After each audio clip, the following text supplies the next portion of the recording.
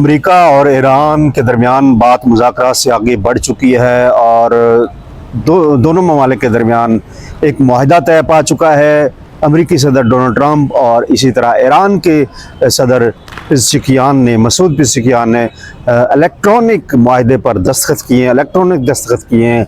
और इस मुआहदे के सालिस हैं पाकिस्तान के वज़ीर आज़म जनाब शहबाज शरीफ। और इसी हवाले से कल एक तकरीब होने जा रही है और मुख्तलिफ लोगों की जो राय है, मुख्तलिफ माहिरीन राय दे रहे हैं कि कल क्या होगा। अगर दस्तखत ही हो गए मुआहदे पर तो कल क्या होगा।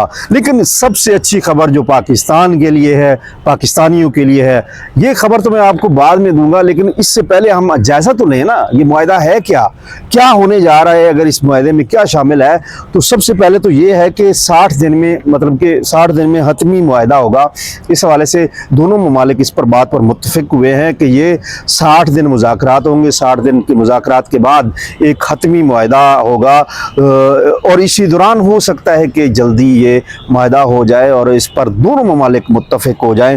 दूसरा इस मुआहदे का नुक्ता ये है कि अमरीकियों ने जंग के बाद और जंगबंदी के बाद बहरी नाकाबंदी की हुई थी अबनाए हुरमज़ की, तो इस और ईरान की, तो इस बहरी नाकाबंदी को ख़त्म किया जाएगा।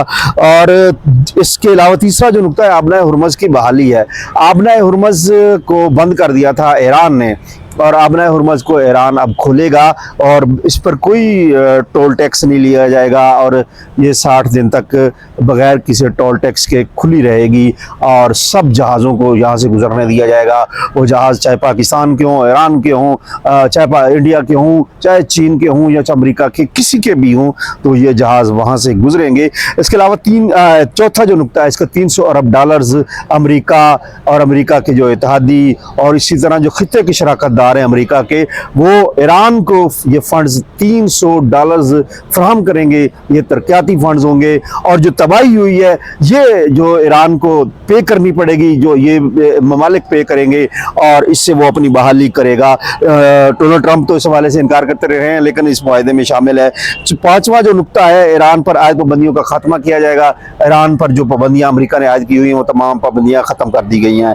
और सबसे अहम नुक्ता जिस पर सबसे ज़्यादा जो जोर दिया जा रहा था अमेरिका की तरफ से और बाकी ममालिक की तरफ से, वो है जोहरी हथियारों की ममानियत। और ईरान भी नहीं चाह रहा था कि जोहरी हथियार जो है वो इस पर नहीं आ रहा था, लेकिन ईरान के साबिक जो सुप्रीम कमांडर थे, जो सुप्रीम लीडर थे, जो शहीद हो चुके, उनकी तरफ से भी यही कहा गया था कि ईरान का कोई मकसद नहीं है कि जोहरी हथियार बनाए। लेकिन मुख्तलिफ ईरान से जो इसरार था मुख्तलिफ लोगों से, उनके पास रान इंकाब या दूसरे लोग हो सकते हैं, तो जोहरी हथियारों के हवाले से था।